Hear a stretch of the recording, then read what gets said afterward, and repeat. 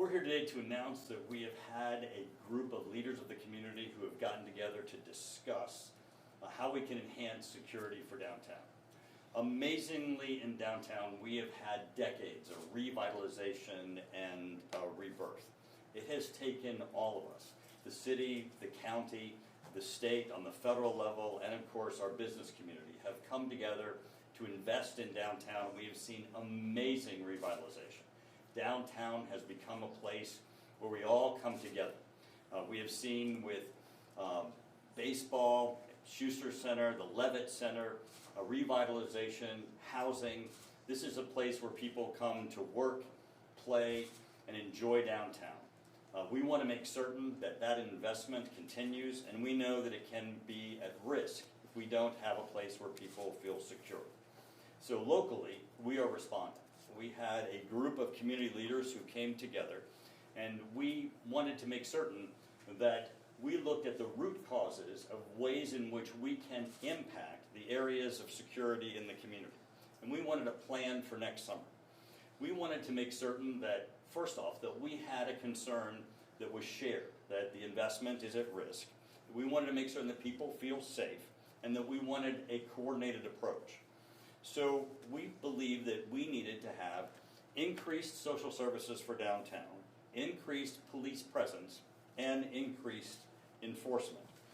Our group included myself, representatives from the state. We had Tom Young, Andrea White.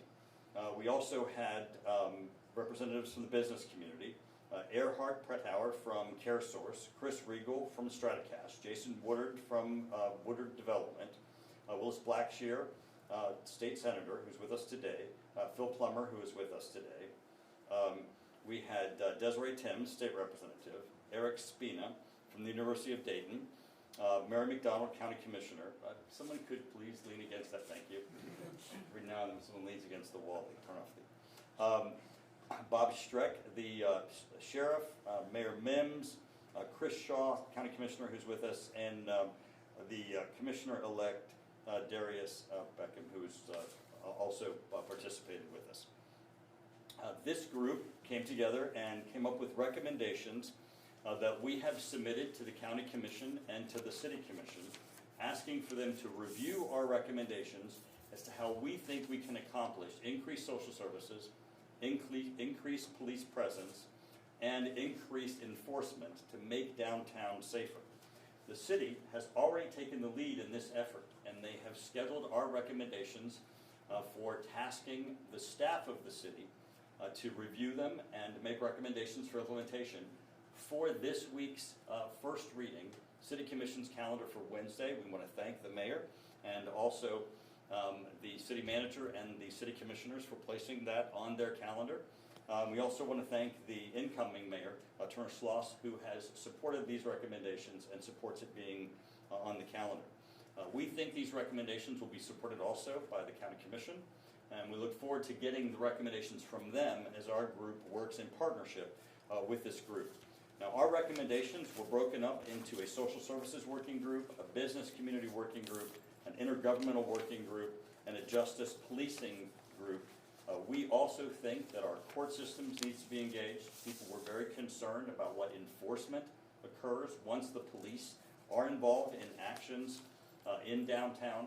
This is going to take a coordinated approach from everyone to ensure that downtown remains safe, the investment that we've made remains safe, and that downtown remains our focus of a place for our community to gather and enjoy. And with that, it's my honor to introduce our Senator Willis Blackshear.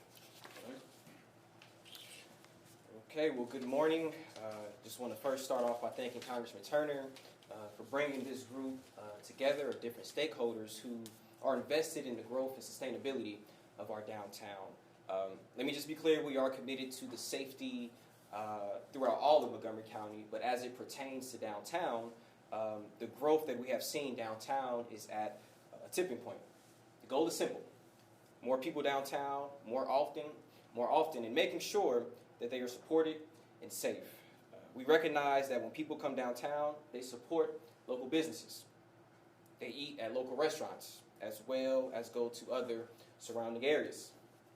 These places employ our neighbors, our friends, and family members who essentially pour money back into our community. So with that being said, we want to encourage more investment so we can see more people downtown.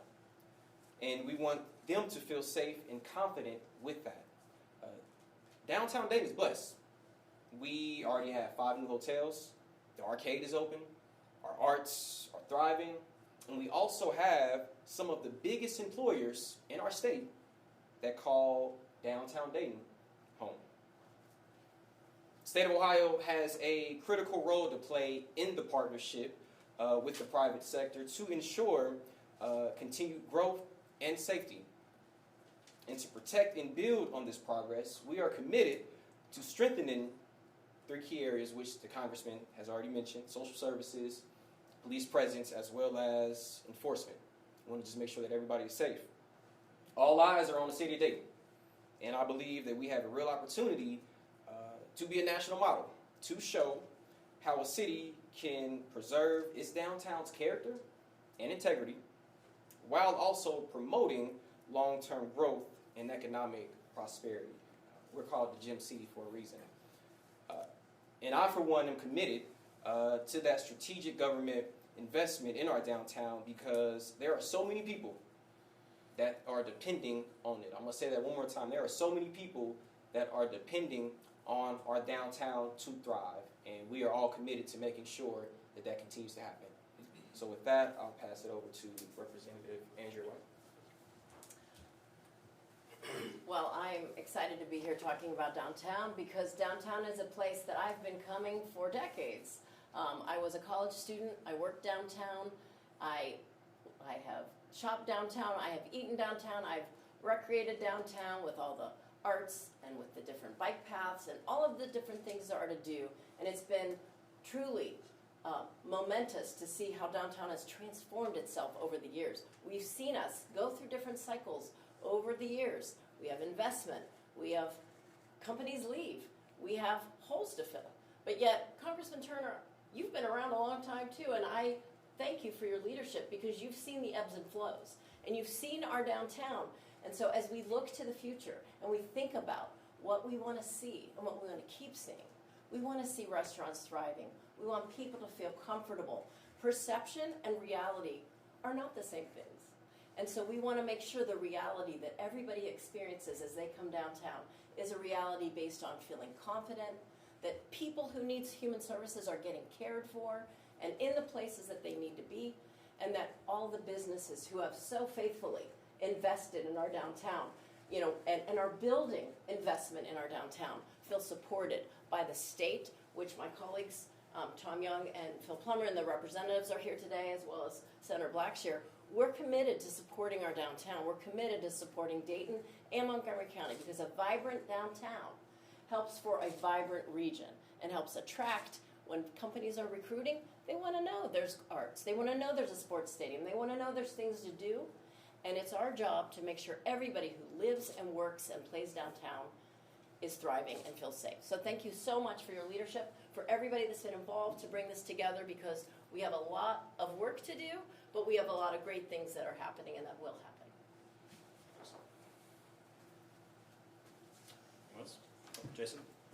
Jason Woodward, of course, he's invested tremendously in downtown. We appreciate what he's done in the transformation for residential housing in downtown.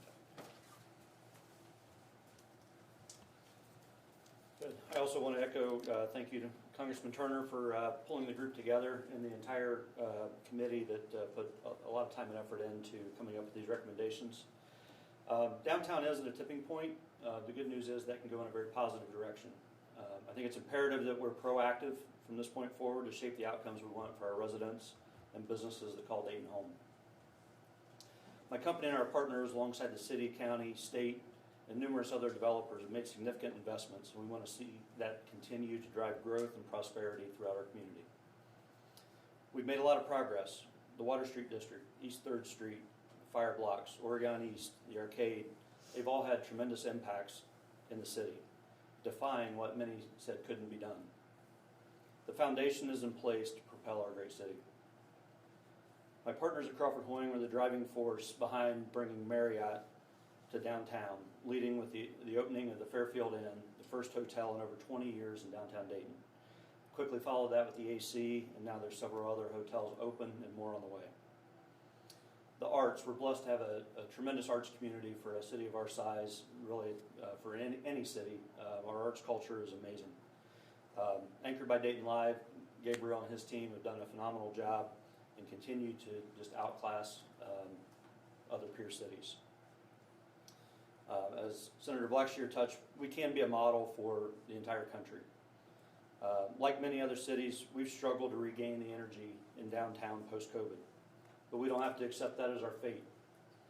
COVID is behind us. We now have an opportunity to re-energize our city and be a change leader that other communities want to replicate. How do we do that? It's already been touched on. Increase social services, connecting those in need with the right support.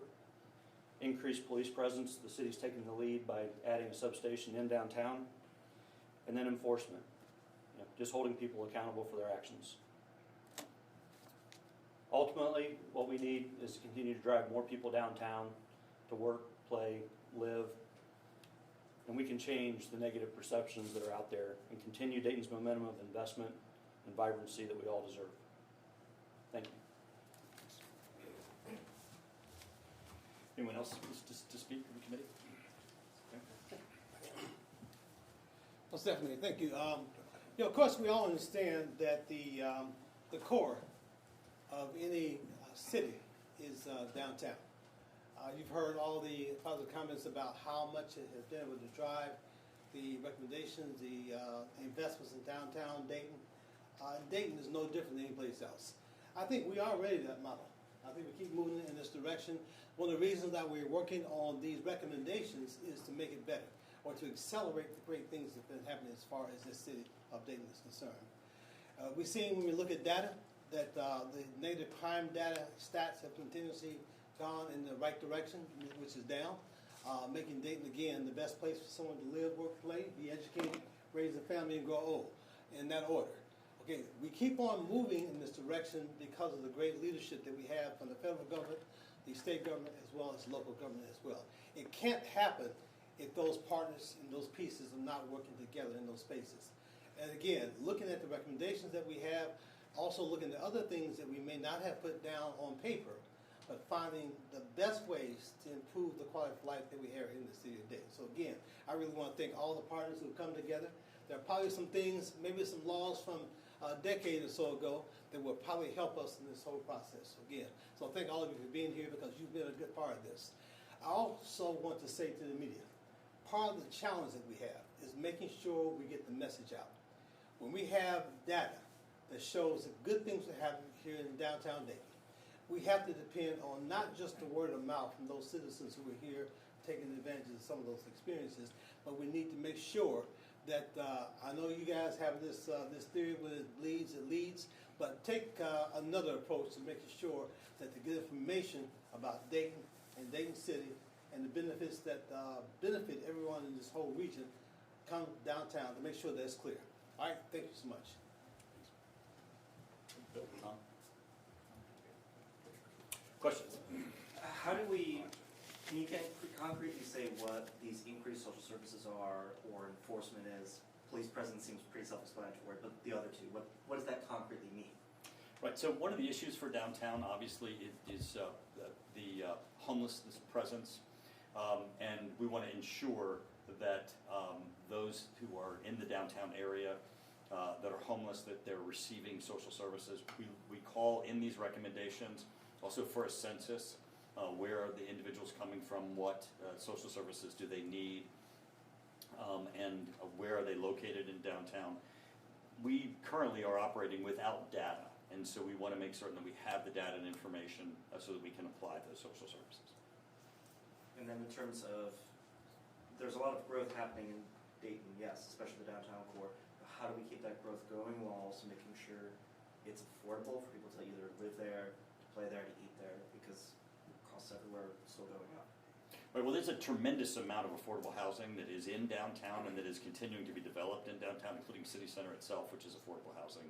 And we're going to continue to, certainly on the federal level, on the state level, on the city level, ensure that the components of housing that are developed in downtown is a mix.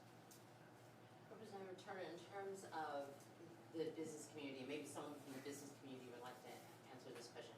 What have been the problems that predicated even forming this group and looking at these challenges and then trying to come up with some solutions? What have been the real problems? I'll give you an opening to the question, because we've had this discussion collectively, and then Jason can answer really it was an issue of coordination. When we all sat down and began having this discussion, we found that everybody's working on the problem, but there hasn't been a whole lot of coordination. And so what our effort has been is how do we bring more of each of these things, but also how do we coordinate them so everybody's working together? And that pretty much was our discussion. And that's what we're looking for from the county and the city, is how do we bring more, but also how do we work for it together? Jason, do you want to respond to that?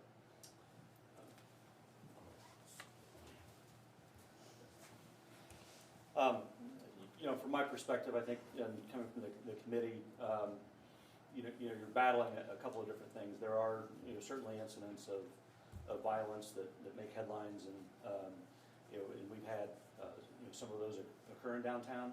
But I would say the tougher challenge is that we're oftentimes battling a perception rather than what the daily reality is.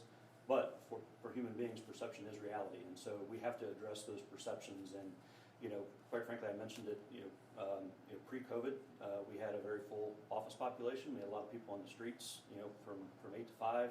We'd increased the living, so we had people extending those hours. Obviously, we had more restaurants. And so it's kind of a self-fulfilling upward spiral of activity. And then post-COVID, we've seen a decline in the number of people that are in the office on a daily basis, and so that reduces the number of people on the street. And so, some of the things that were there become more prevalent, and again, increasing the perception that there are issues that we need to address. And I think, again, not turning a blind eye that we have had real issues, but I think to some degree it's very difficult to change a perception quickly. It has to be consistent activity, and I think again, the more people that we get downtown, the more you realize it's safe, and it is an upward spiral. Is it that there are fewer people downtown simply because they're just not working downtown, they're working remote, they're telecommuting, so it's not that downtown Dayton is unsafe, it's just their lifestyle and routines change, as you said, post-COVID? Yeah, I think work from home, our region has been one of the slower areas to return to the office en masse. And so again, I think just, no matter where you are, when there aren't a lot of people around, it creates a different feeling, right? And so, I think, as we move further and further away from that, and we can start to change, reduce that work from home and get people back in the office, fingers crossed, I think we're going to see a lot of positive benefits from that. Has there been an uptick in crime downtown since post-COVID?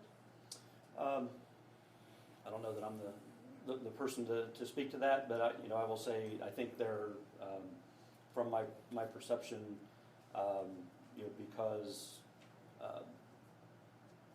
there's less daily interactions, it may seem as though there's more. I think there's actually less.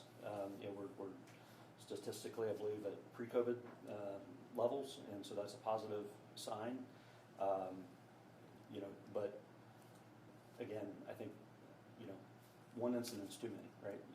But that's a factor we deal with everywhere and throughout the entire community, And not just downtown. And how long has this group existed? When did this group begin in terms of Just after coordinating? just after August of just at the end of last summer. Congressman, I know the city and the county has a certain amount of money to work with when it comes to implementing some of these things. So do you foresee more money needing to come from the state and maybe even federal level to help implement some of these services? Well, I think this is, again, back to coordination, because St. Clair has a police force, University of Dayton has a police force, the city has a police force, the county has a sheriff department.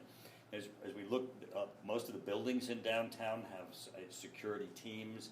Really, it's how do we get all of the resources that are already here working together, then how do we look for more security within the area and resources that we can bring to the area. So I think that multiplier, once we bring it together, coordinate it, make it work better, increased visibility, it's going to have a huge impact. And also, is there a message to people who live in other neighborhoods that say downtown is so much the focus that they're not getting focused in their neighborhoods, that a lot of these shootings and instances may happen in? Actually, whenever, in any portion of downtown is impacted, all neighborhoods are impacted. You know, obviously, having been mayor and having a mayor standing next to me and a new mayor coming in, one thing that people know is when a portion of a city is safe, the rest of the city is safe too. All of Dayton becomes safe, and then the region becomes safe. Is there a price tag to these efforts, to increasing services and things of that sort? What we see right now is with these recommendations, the city and the county are then assigning this to their staff for recommendations as to how they can be implemented, and that process is going to begin now. So stay tuned. How To you soon guys. could city commission or county commissions start implementing this? Is this something like The a next city year has budget? this on their calendar for the first reading this Wednesday. All right, thank you so much.